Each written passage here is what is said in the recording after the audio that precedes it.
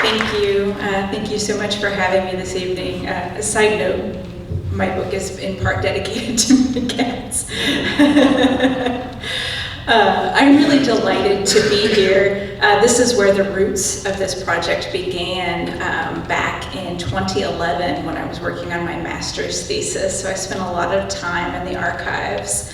So this evening I will talk about the context of my book, Sudden Deaths in St. Louis, and I will share the story of one coroner's inquest from the book. The St. Louis office of the coroner between 1875 and 1885 was not as glamorous as death investigations appear to be in modern pop culture, such as shows like CSI and books like Patricia Cornwell's Case Scarpetta series, but the cases from the past are just as fascinating. Each inquest is unique and features the tale of an often untimely and suspicious death, as well as the events leading up to it. Still, it is the job of the historian to examine patterns in historical records, and that is what I do in the book. At the same time, I share stories from my research that fascinate me while making arguments about why these particular cases are distinctive or run-of-the-mill, at least as far as inquests go. The period between 1875 and 1885 is part of an era that is known as the Gilded Age, a time in which industrialization and urbanization were expanding, leaving a select few to grow wealthy while many others struggled to survive.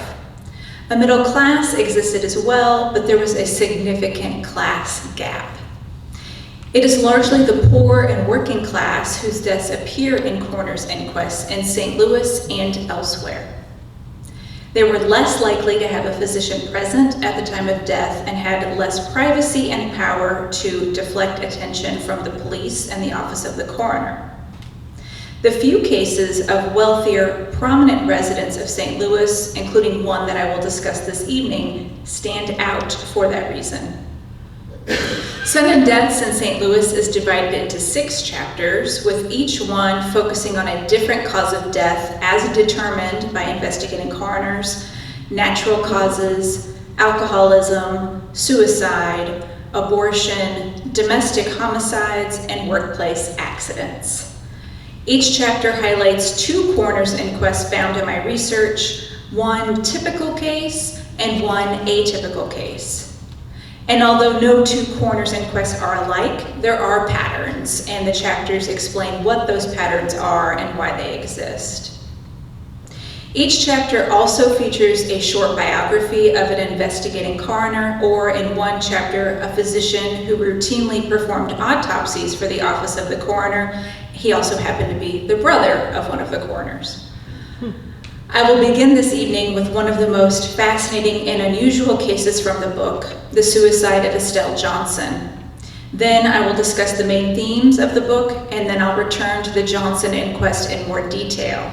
Finally, I will share final thoughts about the significance of coroner's inquests, past and present.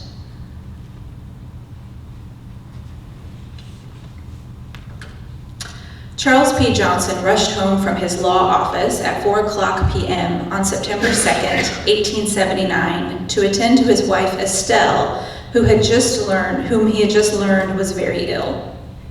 She was being treated by doctors Smith and Ware when he arrived. The physicians told Charles the reason for his wife's sickness: an intentional overdose of arsenic. Panicked, Charles asked, "Great goddess, why did you do this?" And she replied, "Oh, pet, I could not help it." His panic subsided when Estelle seemed to get better. Charles probably hoped that she would recover and finally overcome the melancholy from which she had suffered for months since the death of their 2-week-old daughter, who had been born prematurely. Charles returned to his office, confident of his wife's recovery, and came home that evening. Unfortunately, his hopes were soon dashed. Estelle grew worse and passed away at 10 o'clock that night, leaving behind her husband and 4 children. Charles attributed his wife's suicide to a mania, his words, due to the loss of their 2-week-old child. He claimed that her mental illness became especially severe because of her devotion to her family, adding that, quote, there was no nobler and truer little wife or a more kinder and affectionate mother. The next day, Coroner Hugo Aller arrived at the Johnsons' home to investigate her death. He examined Johnson's body and spoke to Charles, her mother-in-law, one of her daughters, a household servant, and Doctors Smith and Ware, the two physicians who treated her. These witnesses told the coroner about Johnson's grief over the loss of her daughter, as well as a longer history of her mental health. Aller learned that she had attempted suicide before and had become addicted to opiates, which she initially took to treat insomnia. Her family members told Aller that Johnson had developed, quote, signs of temporary aberration 2 to 3 months before her suicide. Dr. Smith had cared for Johnson for some time, but her condition had not improved. She simply could not get over the loss of her baby, nor her addiction to opiates. Her relatives told Coroner Aller that Estelle Johnson was a religious woman and one who loved her family very much, but she was overcome by what they called an impulse to die by suicide. Coroner Aller determined that Johnson died, quote, from the effect of poisoning by arsenic, administered by her own hands, result of mental aberration, caused by grief at the death of her child. The suicide of Estelle Johnson is just one inquest that shows that St. Louis coroners rendered verdicts of suicide while suffering from insanity based on several factors, most notably the reputation of the deceased, the testimony of family members, and the investigating coroner. Instead of simply determining that men and women died by suicide, in a few cases, coroners added phrases such as whilst suffering from mental derangement or while laboring under temporary insanity. And sometimes they even added physical illness. In one case, they said it was because of ill treatment by her husband. Estelle Johnson's death is one of 120 coroner's inquests examined in this study of 6 types of coroner's verdicts: deaths from natural causes, alcoholism, suicide, abortion, domestic homicides, and workplace accidents. By interrogating these different categories of coroner's verdicts to understand how and why coroners made their decisions, it is apparent that verdicts were not uniform, but rather varied by coroner.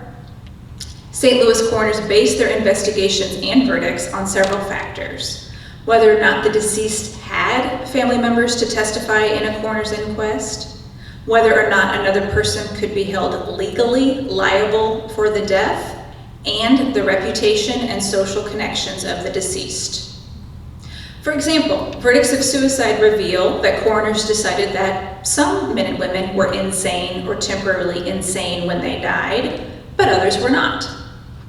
Women who were respected members of their communities, particularly mothers, frequently received such verdicts of suicide while suffering from insanity. Women with bad reputations and fewer social connections, notably those who worked as prostitutes, did not. I did not find one who had a verdict of insanity. This book examines valuable records for historians, which provide a glimpse into the daily life of ordinary men and women. These inquests are the remnants of the daily work of St. Louis coroners. Each day, they responded to various calls to investigate sudden or suspicious deaths. They interviewed witnesses, examined the body and its surroundings, and pieced together other clues, such as potential weapons near the body, letters, or suicide notes, to determine how and why a person came to a sudden death.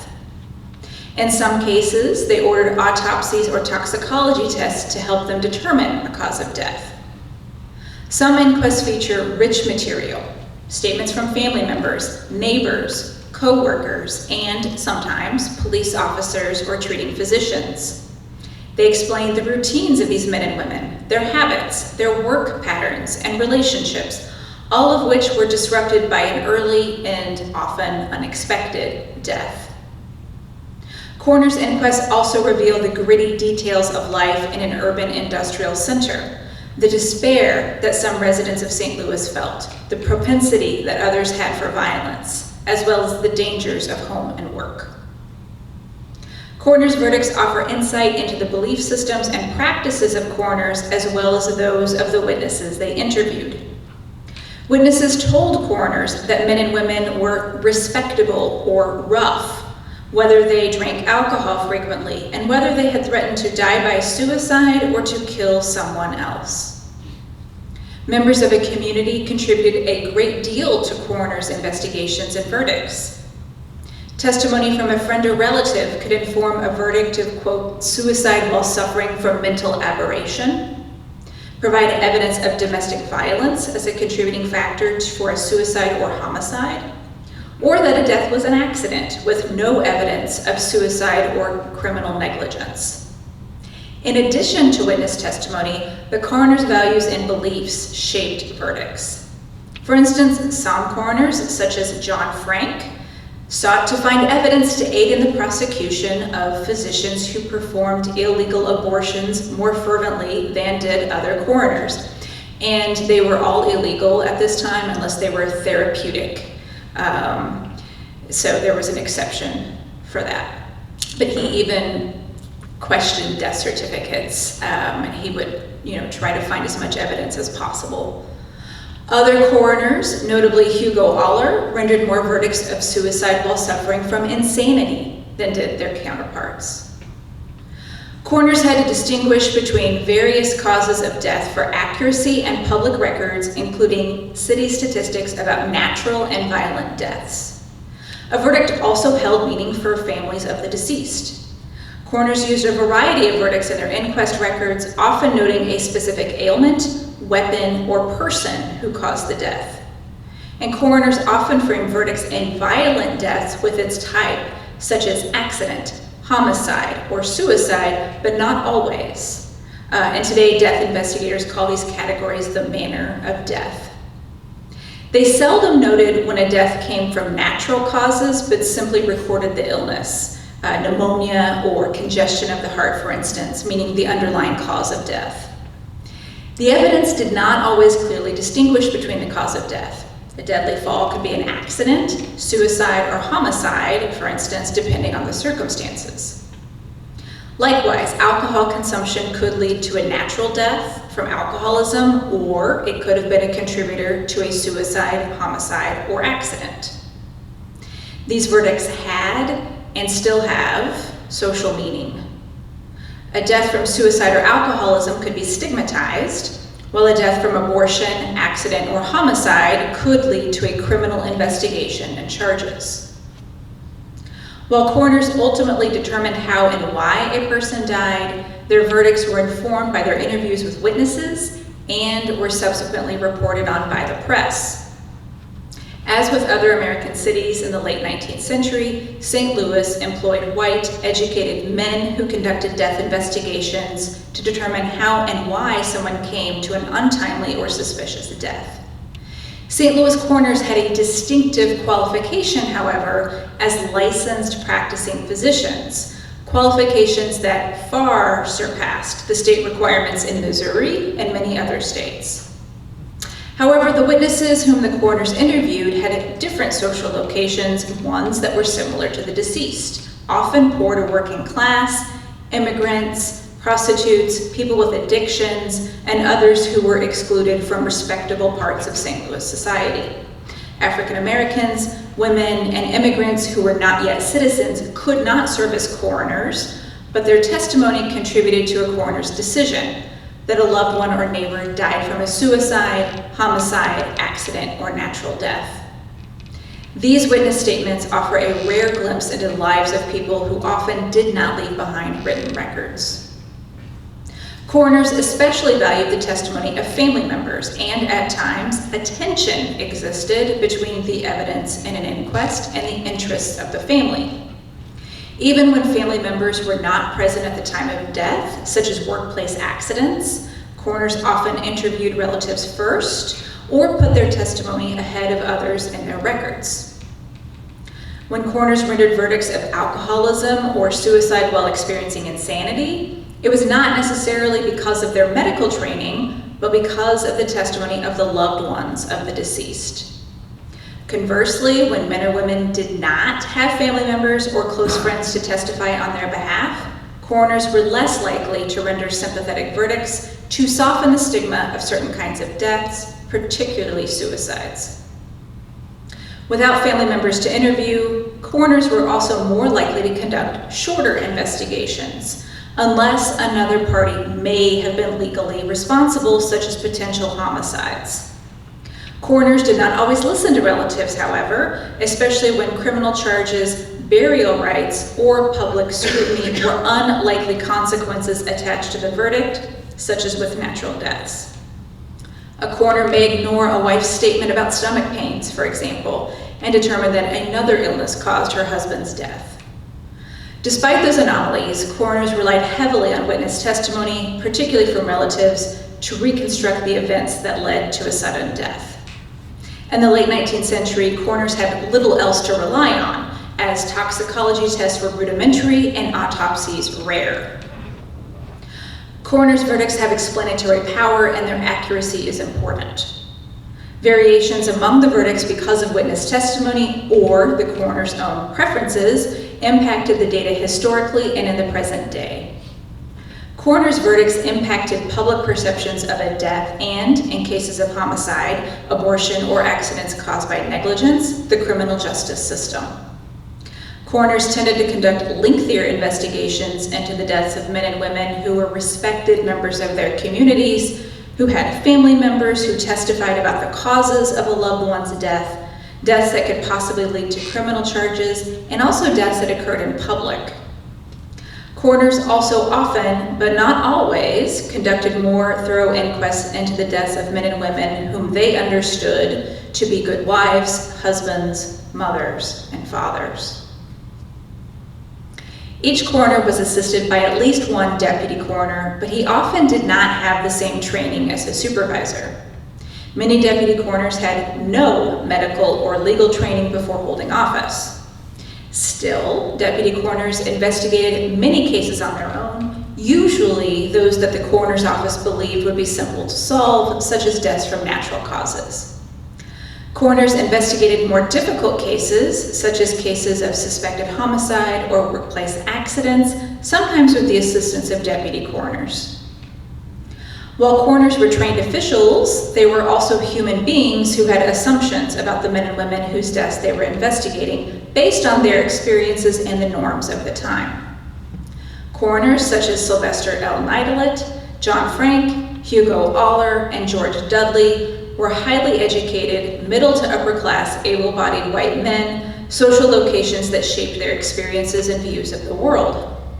They lived in a society in which white men held the most social and political power. They operated within a gender system in which men were supposed to be breadwinners, while women were supposed to be mothers and moral guardians of the home, although many, especially African American, immigrant, and working class women, worked for wages and also ran their households. In part because of their assumptions, coroners were more likely to investigate the deaths of respected white men and women more thoroughly than those of people of color or disreputable men and women. Those who worked as prostitutes, drank regularly, abused their wives, or lived in what were considered to be rough neighborhoods. Like St. Louis coroners, reporters for the two most widely circulated newspapers in the city, the St. Louis Post-Dispatch and the St. Louis Globe-Democrat, were white men with some education.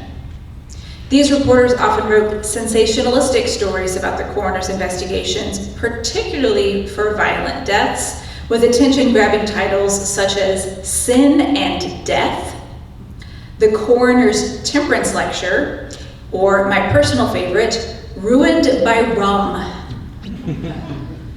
The office of the coroner may have been on these reporters' beats because accounts of these inquests appeared regularly in the newspapers. Because the position of the coroner was an elected one, critics accused the office of political corruption and called for reform of the coroner system. Throughout the 19th century, the office of the coroner was part of spoils and patronage systems of city governments across the country. St. Louis coroners participated in their share of political scandals, and critics even connected them with New York's infamous Tammany Hall political machine in the 1870s. Nationwide, it was not uncommon for coroners to accept bribes from local undertakers, a trend that may also have occurred in St. Louis.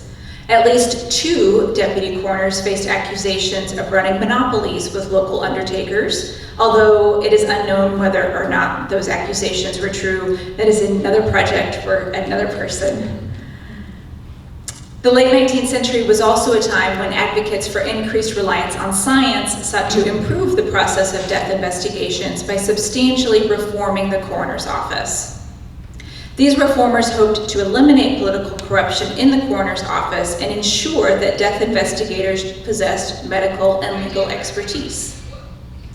Coroners' physicians, former coroners, medical examiners, and even attorneys criticized coroners' offices in Missouri and recommended reform between the 1870s and early 1900s. Most demanded more substantive reform, the abolition of the office altogether, and its replacement with a new medical examiner system. In the 1870s, many cities and states created new medical examiner systems, with Massachusetts being the first to do so in 1877. Unlike the coroner's office system, the medical examiner system required specialized training in the medical and legal aspects of death investigations. Medical examiners were typically physicians, often trained in pathology and experienced in performing autopsies and death investigations. While coroners were elected, medical examiners were appointed by the government that they served, usually the county. As science became more respected and influential, more local and state governments turned to medical examiners. St. Louis coroners had substantial medical education and experience, but they did not necessarily have the medical legal training that advocates for the medical examiner system demanded. Despite calls for reform, St. Louis retained its coroner system for another century, finally creating the office of the medical examiner in 1977, so 100 years after Massachusetts. Still in operation today. St. Louis is a fascinating city to study because of its expanding population and its location in between the North and the South, a growing industrial center, but one in a former slaveholding state with a number of former Confederate residents, including some of its coroners. St. Louis had vice districts, saloons, immigrant neighborhoods, African-American communities, affluent areas, and a variety of public institutions. St. Louis grew in the late 19th century and featured strong industries as well as river commerce, social institutions such as a large police force, facilities for the poor, several jails, schools, and benevolent organizations. Every day, St. Louis coroners and deputy coroners were called to investigate unexpected or suspicious deaths, as well as those that occurred while not being attended by a physician. They went to people's homes, public places such as saloons or institutions like St. Vincent's Insane Asylum, or places of work such as Collier Lead Works. They routinely conducted inquests into suspected suicides, which is the subject of Chapter 3 of my book. However, they seldom investigated the deaths of prominent residents of St. Louis, such as Estelle Johnson, the wife of the former Lieutenant Governor of Missouri. But Coroner Aller was called to investigate her death on September 2nd, 1879. As explained in the opening story, Estelle Johnson poisoned herself with arsenic, sneaking it into her tea when her family was not looking. And although family physicians tried to save her life, they could not. Coroner Hugo Aller arrived at the Johnson home to determine how she died.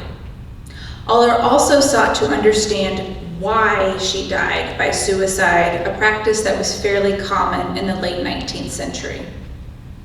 Coroner Hugo Aller and his colleagues had several options when they investigated sudden, violent, or unexpected deaths, including suspected suicides. Just as they did in other unexpected deaths, St. Louis coroners and deputy coroners examined the body and its surroundings to determine how and why a person died. If a cause of death was not apparent upon a physical examination, or if they suspected poisoning, coroners could order an autopsy, which was performed by a local physician. They ordered autopsies and toxicology analyses most often in suspected suicides and homicides.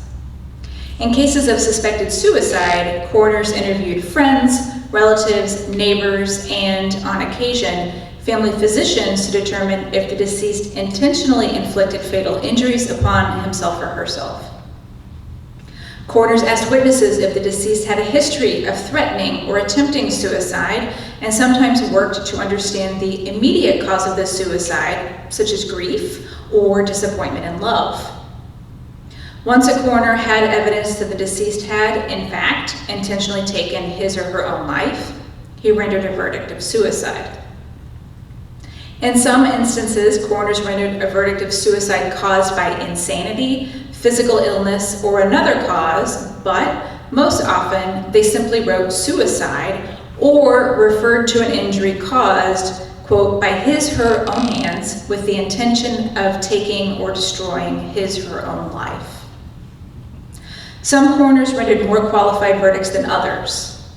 Coroner Hugo V. Aller rendered more verdicts of suicide while suffering from insanity than any other coroner in this study, perhaps because of his background. Aller was an experienced coroner and a knowledgeable physician, although he had no formal psychiatric training, which was typical for St. Louis coroners at this time. Psychiatry was a new field, and they would have to, sort of intern to get that sort of experience. His faith and background may have contributed to his decision to render more verdicts of suicide while experiencing insanity than other coroners. Both of his parents were German. His Catholic faith may have been one reason that he was especially concerned about burial rites and the perceived sin of suicide. His German heritage may have been another reason, as several men and women who received verdicts of insanity were buried in German Lutheran or evangelical cemeteries. It's impossible to determine exactly why Coroner Aller believed that more men and women suffered from insanity than his colleagues, but the fact that he did illustrates that verdicts of insanity were somewhat arbitrary and they varied by coroner. Coroner Aller determined that Estelle Johnson died by suicide because of insanity. Johnson was one of several men and women whose relatives described her as having a long history of what they understood to be insanity, melancholy, despondency, or mania. Today we would call it clinical depression, postpartum depression. Coroners relied on this witness testimony to determine that a man or woman died by suicide while suffering from insanity or temporary insanity. In the months leading up to Johnson's suicide, there is some evidence that she suffered from what would be understood today to be mental illness, likely postpartum depression, although her husband did not use that language. He documented in his diary that she was frequently sick and sometimes had what he called the blues. She raised 4 children, 2 daughters and 2 sons, although she had given birth to 9 children. The couple lost 5 of those children. According to her husband, Estelle Johnson maintained a warm, comfortable home, frequently shared long talks with her husband, traveled regularly, and managed household servants. Newspaper reporters described her as open, loving, and the domestic wife and the best of mothers.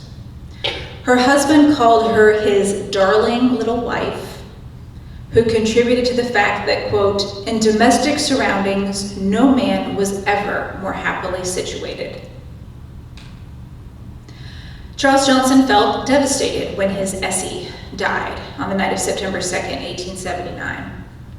Although she had been treated by a physician before she died, her death was unexpected and a probable suicide, which is likely why the St. Louis Coroner's Office sent Hugo Aller to investigate. Aller interviewed 6 witnesses to determine how and why Johnson died. 6 was a fairly large number of witnesses for a coroner to interview. They often spoke to 2 to 4 people when working to determine how and why a person died, often a combination of relatives, neighbors, treating physicians, and of course, anyone who was a literal witness to the death. When Estelle Johnson poisoned herself, her family immediately attributed it to a form of temporary insanity caused by the death of her 2-week-old daughter, even though she had been suicidal for months, ever since her baby's death. Even before her daughter died, she was distressed because she feared the baby would not live because she was born prematurely.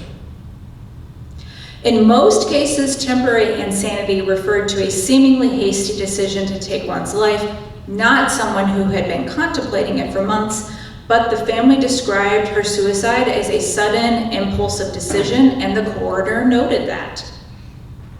Johnson's husband, mother-in-law, and household servants struggled during the months before her death to prevent her from taking her own life. They took turns watching her in hopes of ensuring that she did not die by suicide. Estelle Johnson had a loving husband and a team of relatives and servants to care for her and watch for suicide attempts, but they could not prevent her death. After the Johnsons' prematurely delivered daughter died at only 2 weeks old, Charles recognized that his wife was under great distress. He became alarmed when she attempted to die by suicide by taking laudanum 2 months before her death, and in an effort to prevent future suicide attempts, he tried to encourage his wife's recovery by traveling to visit her parents and siblings in her hometown of Washington, D.C., and to travel to New York and other areas on the East Coast. The trip helped her immensely, and Johnson was, quote, greatly improved, but every time she saw a baby, she became despondent again. After their return to St. Louis, Johnson still felt miserable, and in late August drank morphine. She claimed that it was to ease her misery and not a suicide attempt, but Charles was understandably concerned that she was lying. On the Sunday before her death, Charles believed that his wife was feeling much better. Her improved mood did not last, however, or was perhaps a result of her decision to take a fatal dose of arsenic. She had obtained arsenic before their trip east, and on the day of her death, managed to hide it in the folds of her dress and slip it into her tea without her family's knowledge. Her family did not know that she had poisoned herself until she began to show symptoms. They immediately summoned Drs. Ware and Smith, who did everything they could to save Estelle, but they could not. And despite their efforts to treat her, she died that night. Johnson's family immediately explained her suicide as an impulsive act caused by grief, even though her numerous suicide attempts that year suggested that she had long been planning to take her own life. Her mother-in-law told Coroner Aller that Johnson had taken arsenic on impulse and immediately regretted it because she told her, "Ma, I'm afraid I'll die this time," and, quote, afterwards prayed fervently and asked to be forgiven. Johnson's daughter Elvira added the previous Sunday that her mother had asked her to pray for her because, quote, she was anxious to get over her feeling of misery. She struggled with her love for her family and her faith, but also her overwhelming sadness. Despite these attachments and possible religious prescriptions against suicide, Johnson felt that her only choice was to take her own life. Her family probably told Coroner Hugo Aller that Estelle Johnson was a good wife and mother, a religious woman, and one who was temporarily insane, not only because they believed it to be true, but also because they likely hoped to reduce the stigma of her suicide. And Coroner Aller listened. There was no medical basis for Aller's verdict of suicide while suffering from insanity. Drs. Ware and Smith, the physicians who had been treating Johnson for some time, discussed only her symptoms, evidence of arsenic poisoning, their efforts to treat her, and her death, and their testimony before the coroner. They mentioned nothing about her mental health. Nonetheless, Aller determined that Estelle Johnson died, quote, from the effect of poisoning by arsenic, administered by her own hands, result of mental aberration, caused by grief at the death of her child. Even though several men and women who died by suicide, especially mothers, gained sympathy, there was still a stigma attached to suicide during the late 19th century, one that seems to have been softened if these men and women were understood to be insane. In an article titled "A Sad Death" in the St. Louis Post-Dispatch, the newspaper attributed Estelle Johnson's death to, quote, melancholia consequent on the death of a child. The reporter described Johnson as a, quote, lady who had a, quote, large circle of friends who were drawn towards her by her cheerful, happy nature and her amiable life. The reporter added that her husband was envied as much then, when she was alive, as he is sympathized with now in his bereavement. The reporter concluded by noting that Charles Johnson did not wish to discuss the very painful subject, instead preferring to provide details about his wife's death via the coroner's inquest. The St. Louis Press was not known for its sensitivity in times of crisis in the late 19th century, illustrating the respect that the reporter had for the family of the former Lieutenant Governor of Missouri. And so you can see the image on the slide that's from the Post-Dispatch, and you can see the respectful title. They were not often that respectful. Coroners, witnesses, and the press did not always sympathize with the deceased, however, and that's one reason why Estelle Johnson's death is unique. In the second inquest that I explained in Chapter 3, that of Franz Kurris, the coroner, Sylvester Neidlet, did not render a qualified verdict, even though there was some evidence that he experienced a mental illness. He thought he was talking to his deceased wife. But Kurris abused his wife and was not a sympathetic figure. He also failed to provide for his family. Coroner Neidlet, not Coroner Aller, investigated his death as well, and while he did sometimes express sympathy for the deceased, he rendered fewer of these qualified verdicts than did Aller. Verdicts into other causes of death follow similar patterns, varying by the coroner, witness testimony, the location of death, with deaths in public places receiving longer inquests, and the reputation of the deceased. Even inquests into deaths that coroners determined came from natural causes have some variations, with some being considered to be possible homicides at first, warranting longer investigations, while others feature cursory inquests, with coroners not paying close attention to details such as the time of death. Each chapter explains two cases in detail, one that is typical of that type of verdict and one that is atypical. And even though there's one chapter devoted to domestic homicides, there are other cases in the book that coroners initially suspected could be homicides or deadly accidents caused by criminal negligence. And while 12 cases are highlighted in the book, I footnoted other cases from my research throughout the chapters. And I chose to highlight one coroner or deputy coroner per chapter in a similar way. Chapter 2 features a brief biography of Coroner Sylvester Neidlet, because he rendered the only dipsomania verdict in the entire database of thousands of coroners' inquests for St. Louis. And so I wanted to better understand why this coroner decided that one woman died because of alcohol insanity. Chapter 6 features a brief biography of Deputy Coroner Herman Pradekow, who investigated one of the deadly workplace accidents in the chapter. The press sometimes called him Peculiar Pradekow because of his odd, often unprofessional, and even scandalous behavior, and I explain that in more depth in the chapter. He's the reason why there were so many critiques of the coroner's office, and he just kept getting appointed. The book devotes more time to newspaper coverage of these inquests as well. The St. Louis Press was respectful of Estelle Johnson and her family, but more often, the local and even sometimes national press emphasized every salacious detail of these inquests, especially violent deaths, suicides, homicides, and workplace accidents. And sometimes they quoted the inquest verbatim. Other times they took liberties with the details and also reported the most scandalous quotes from interview subjects. Some papers were tabloids, but many were not. The Gilded Age was an era of sensationalistic journalism, and one could expect to read gruesome details, often with a judgmental tone, alongside political developments and local news. I mean, it is definitely something else. Coroner's inquest impacted progressive era reformers who were appalled by the daily poverty and violence present in the Gilded Age. Arguments for protective legislation, resources and education for the poor, safer workplaces, and regulations and training for government officials, including coroners, became more widespread between the 1880s and 1910s. Progressive reformers in cities across the country used statistics, including mortality records, to argue for government regulations to mitigate the dangers of industrial capitalism.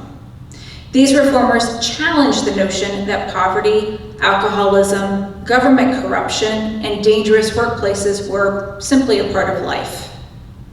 Progressive reformers advocated for stricter workplace safety laws, shorter work hours, prohibition, civil service examinations for government employees, education to help the poor achieve middle-class status, and the vote for women, which they believed would ensure further protective measures for women and children. Some of their proposed reforms succeeded and created a foundation for additional measures such as worker safety. Other reforms, such as prohibition, failed to curb alcoholism and even worsened crime in urban areas as an illegal trade in alcohol emerged. Progressive reformers also argued for a shift to a medical examiner system as part of a larger effort to rely on scientific and professional expertise. The office of the coroner slowly declined in the late 19th and 20th centuries, particularly in large urban areas. A medical examiner system separated the medical and legal operations of the coroner, and the position was appointed rather than elected. Medical examiners were trained physicians, often specialists in pathology, unlike coroners who could be physicians but may also have no legal or medical training.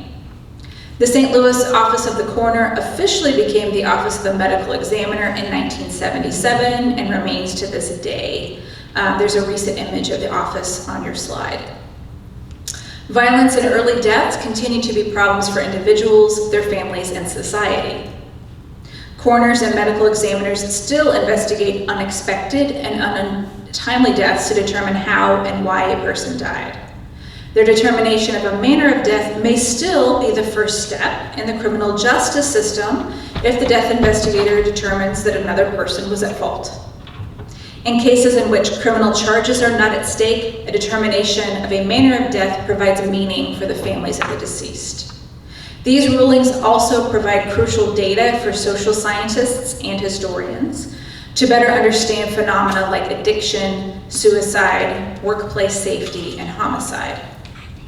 Today, medical examiners in the city of St. Louis and across the country are medical doctors who often specialize in forensic and anatomical pathology.